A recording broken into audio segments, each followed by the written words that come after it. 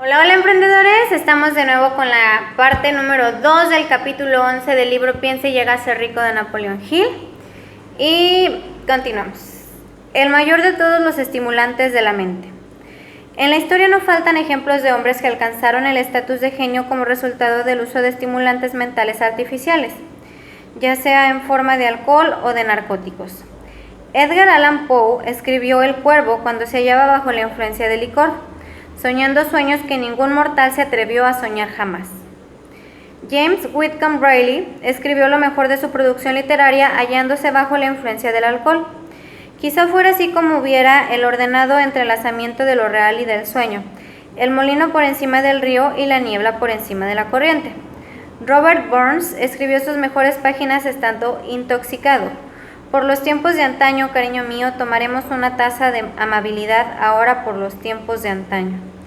Pero recordemos también que muchos de esos hombres terminaron por destruirse a sí mismos. La naturaleza ha preparado sus propios venenos con los que los hombres pueden estimular sus mentes para conectar con esos pensamientos exquisitos y raros que proceden. Nadie sabe de dónde. Jamás se ha encontrado sustituto alguno satisfactorio de los estimulantes naturales. Es un hecho bien conocido por los psicólogos que existe una relación muy estrecha entre los deseos sexuales y las urgencias espirituales, un hecho que explica el comportamiento peculiar de la gente que participa en las orgías como renacimientos religiosos, comunes entre los pueblos primitivos. Las emociones humanas son las que gobiernan el mundo y las que establecen el destino de la civilización. La gente se ve influida en sus acciones no por la razón, sino por los sentimientos. Las emociones, y no la razón fría, son las que ponen en movimiento toda la facultad creativa de la mente, y la más poderosa de todas las emociones humanas es el sexo. Hay otros estímulos mentales, algunos de los cuales hemos citado, pero ni un solo de ellos, ni todos ellos combinados, puede igualar el poder impulsor del sexo. Un estimulante mental es cualquier fuerza que aumente de forma temporal o permanente la intensidad del pensamiento. Los 10 grandes estimulantes descritos con anterioridad son aquellos a los que se recurre con mayor frecuencia. A través de estas fuentes podemos comunicarnos con la inteligencia infinita o penetrar a voluntad en el almacén del subconsciente, ya sea del propio o de otra persona, un procedimiento que es todo lo que caracteriza al genio. El almacén del magnetismo personal. Un profesor que ha entrenado y dirigido los esfuerzos de más de 30,000 vendedores hizo el asombroso descubrimiento de que los vendedores más eficientes son aquellos que poseen una elevada naturaleza sexual. La explicación la encontramos en el hecho de que el factor de la personalidad conocido como magnetismo personal no es ni más ni menos que energía sexual. Las personas de elevada naturaleza sexual poseen siempre una gran reserva de magnetismo. Esta fuerza vital puede ser utilizada a través del cultivo y la comprensión de la misma, como un elemento de gran ventaja en las relaciones entre las personas. Es posible comunicar esa energía a los demás a través de los siguientes medios. Número 1. El apretón de manos.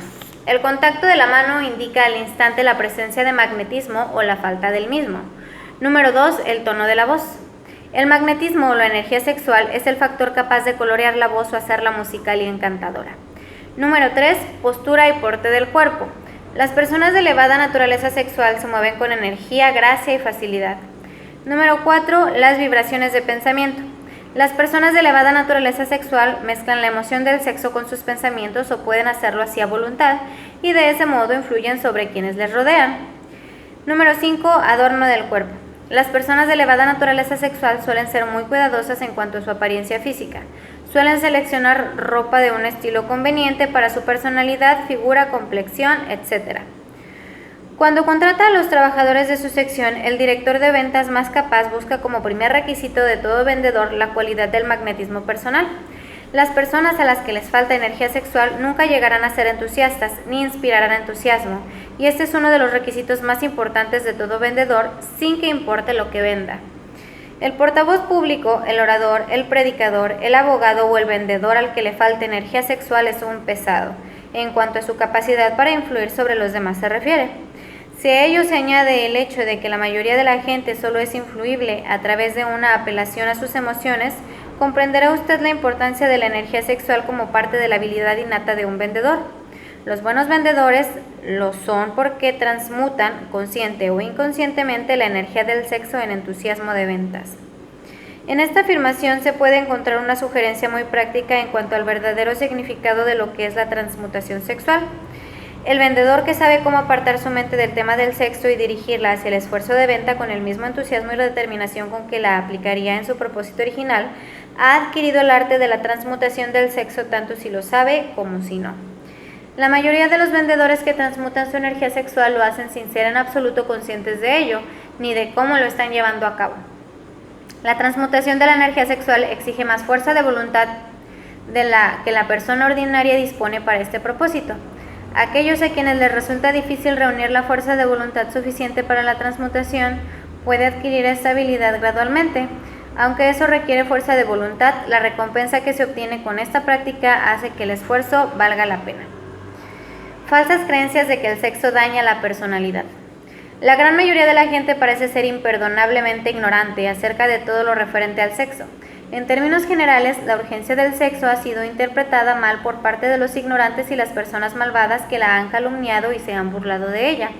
Aquellos hombres y mujeres conocidos por haber sido bendecidos, sí bendecidos, con una elevada naturaleza sexual, suelen ser considerados como personas a las que vale la pena observar, pero en lugar de considerarlas como benditas, se les ha considerado como malditas. Millones de personas sufren complejos de inferioridad, incluso en nuestra época, que se han desarrollado debido a la falsa creencia de que una elevada naturaleza sexual es una maldición. Estas afirmaciones sobre la virtud de la energía sexual no deben interpretarse como una justificación de libertinaje. La emoción del sexo solo es una virtud cuando es utilizada con inteligencia y con discriminación. Puede ser mal empleada, y a menudo lo es, hasta el punto de que empobrece en lugar de enriquecer, tanto el cuerpo como la mente. Al autor le pareció muy importante el descubrimiento de que casi todos los grandes líderes a quienes tuvo el privilegio de analizar eran hombres cuyos logros fueron ampliamente inspirados por una mujer. En muchos de esos casos, la mujer en cuestión era una esposa modesta y abnegada, de la que el público había oído hablar muy poco o nada. En unos pocos casos, la fuente de inspiración pudo descubrirse en la otra mujer. Toda persona inteligente sabe que la estimulación en exceso a base de bebidas alcohólicas y narcóticos es una destructiva forma de intemperancia. Sin embargo, no todo el mundo sabe que el exceso en la expresión sexual puede convertirse en un hábito tan destructivo y negativo para el esfuerzo creativo como los narcóticos o el licor. Un loco sexual no es, en esencia, muy diferente de un hombre drogado. Ambos han perdido el control sobre sus facultades de razonamiento y de fuerza de voluntad. Hay muchos casos de hipocondria que han aparecido a partir de hábitos desarrollados en la ignorancia de la verdadera función del sexo. Se comprende con facilidad que la ignorancia sobre el tema de la transmutación del sexo imponga grandes castigos a los ignorantes por un lado y los prive de beneficios igualmente grandes por el otro. La amplia ignorancia que existe acerca del tema del sexo se debe al hecho de que ese tema se ha visto rodeado por el misterio y por un oscuro silencio. La conspiración del misterio y del silencio ha tenido sobre las mentes de los jóvenes el mismo efecto que la psicología de la prohibición tuvo. El resultado fue un incremento de la curiosidad y el deseo de adquirir un mayor conocimiento acerca de este tema prohibido. Y la información no ha estado disponible con facilidad. Para vergüenza de los legisladores y de la mayoría de los médicos que no han entrenado a los mejor cualificados para educar a la juventud acerca de este tema. Los años fructíferos después de los 40. Un individuo raras veces inicia un esfuerzo altamente creativo en un campo determinado antes de la edad de los 40 años. El hombre medio alcanza el periodo de su mayor capacidad para crear entre los 40 y los 60 años. Estas afirmaciones se basan en análisis de miles de hombres y mujeres que han sido observados con todo cuidado. Deberían ser estimulantes para todos aquellos que no han logrado llegar a donde querían antes de los 40 años, así como para quienes se sienten asustados a medida que se aproximan a los 40 y ya se sienten viejos. Por regla general, los años que median entre los 40 y los 50 suelen ser los más fructíferos. El hombre debería aproximarse a esa edad no con temeroso temblor, sino con esperanza y con expectativa avidez. Si usted desea pruebas de que la mayoría de los hombres no empiezan a realizar su mejor trabajo hasta la edad de 40 años, estudie los datos de los hombres de mayor éxito y descubrirá esas pruebas. Henry Ford no empezó a lograr grandes cosas hasta que pasó de los 40. Andrew Carnegie ya había cumplido 40 años cuando empezó a cosechar la recompensa de todos sus esfuerzos. James J. Hill aún seguía manejando un telégrafo cuando tenía 40 años y sus estupendos logros los alcanzó después de esa edad. Las biografías de muchos industriales y financieros estadounidenses demuestran que el periodo que medía entre los 40 años y los 60 es la edad más productiva del hombre. Entre los 30 y los 40 el hombre empieza a aprender, si es que aprende alguna vez, el arte de la transmutación del sexo. Este descubrimiento suele ser accidental y el que lo descubre suele ser totalmente ajeno a su descubrimiento. Es posible que observe que su poder de logros ha aumentado hacia la edad de 35 años o 40, pero en la mayor parte de los casos no está familiarizado con la causa que ha producido ese cambio. Esa naturaleza empieza a armonizar las emociones del amor y el sexo en el individuo entre los 30 y los 40 años, de tal modo que la persona puede usar esas grandes fuerzas y aplicarlas unidas como estímulos para la acción. Llame al centro energético de sus emociones. El sexo por sí solo es un poderoso estímulo para la acción, pero sus fuerzas son como las de un ciclón, y a menudo resultan incontrolables. Cuando la emoción del amor empieza a mezclarse con la emoción del sexo, el resultado es la calma de propósito, la adopción de la postura, la exactitud del juicio y el equilibrio. ¿Qué persona que haya alcanzado la edad de 40 años es tan desafortunada como para no poder analizar estas afirmaciones y corroborarlas con su propia experiencia? Cuando se ve impulsado por su deseo de agradar a una mujer basándose únicamente en la emoción del sexo, un hombre puede ser capaz, y por lo general lo es, de alcanzar un gran logro, pero es muy posible que sus acciones sean desorganizadas, estén distorsionadas y resulten destructivas. Cuando se ve impulsado por su deseo de agradar a una mujer basándose únicamente en la motivación del sexo, un hombre es capaz de robar, engañar e incluso de asesinar. Pero cuando la emoción del amor se mezcla con la del sexo, ese mismo hombre guiará sus acciones con mayor cordura, equilibrio y razonamiento.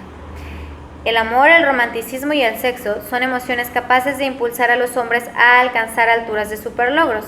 El amor es la emoción que sirve como una válvula de seguridad, que asegura equilibrio, porte y esfuerzo constructivo. Cuando estas tres emociones se combinan, son capaces por sí solas de elevarlo a la altura de un genio. Las emociones son estados de la mente. La naturaleza ha proporcionado al hombre una química de la mente, que opera de una manera similar a los principios de la química de la materia. Es un hecho bien conocido que, con la ayuda de la química de la materia, un químico puede crear un veneno mortal mezclando ciertos elementos, ninguno de los cuales es nocivo si se toma por sí solo en las proporciones correctas. Del mismo modo, las emociones se pueden combinar de tal forma que produzcan un veneno mortal. Cuando las emociones del sexo y los celos se mezclan, una persona puede convertirse en una bestia de mente.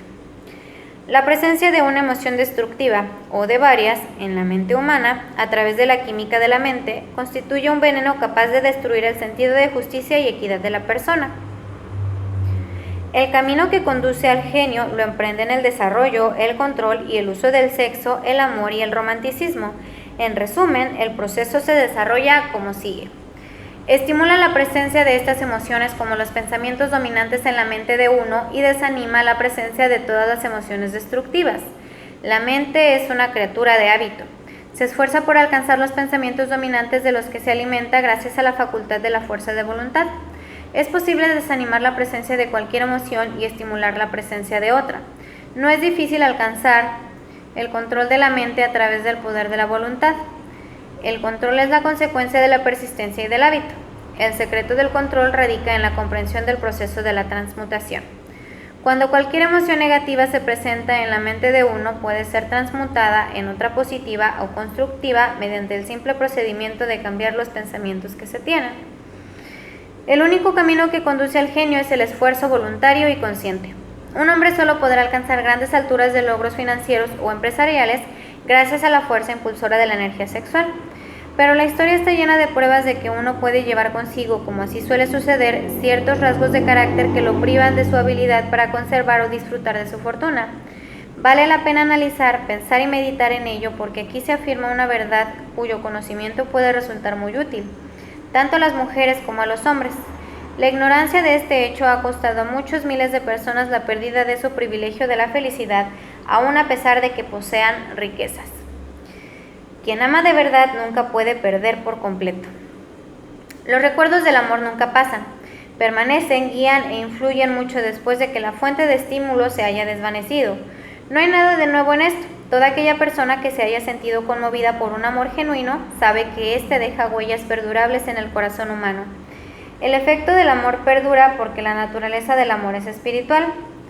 El hombre que no puede ser estimulado para alcanzar grandes alturas de logros por medio del amor no tiene esperanza alguna. Está como muerto, aunque pueda parecer vivo. Recuerde algunas cosas del ayer. Sumerja su mente en los hermosos recuerdos de un amor pasado. Eso suavizará la influencia de las actuales preocupaciones y molestias, las realidades de la vida y, quién sabe, durante esta retirada temporal, su mente le llevará al mundo de la fantasía, las ideas o los planes capaces de cambiar todo el estatus financiero o espiritual de su vida.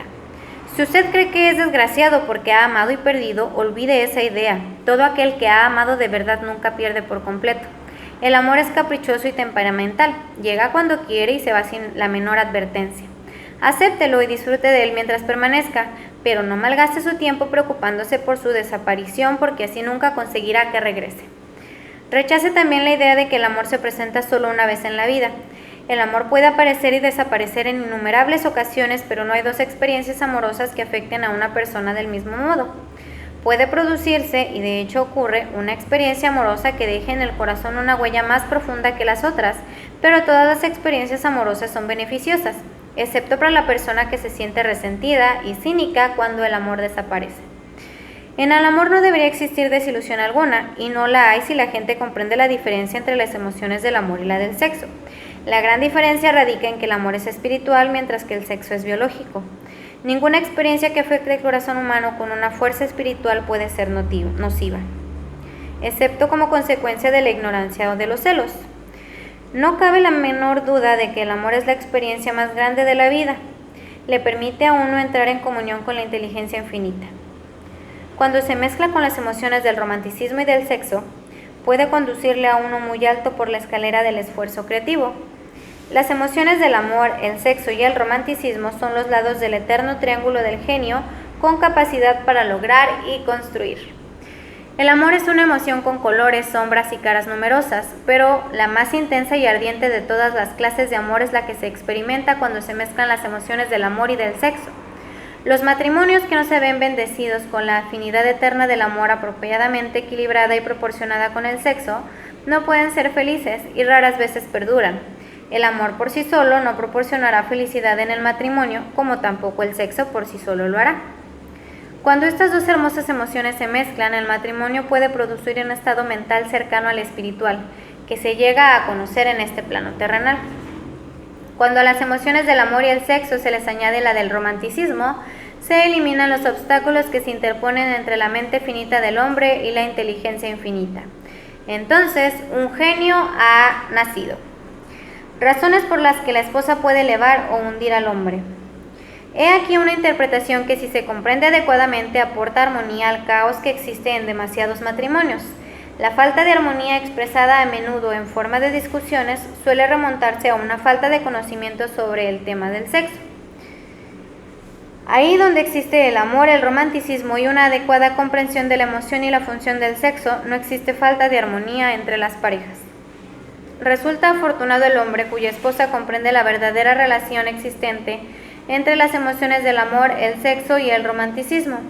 Cuando se ve motivado por este santo triunvirato, ninguna forma de trabajo resulta pesada, porque hasta la forma más baja de esfuerzo adquiere la naturaleza de un trabajo hecho por amor.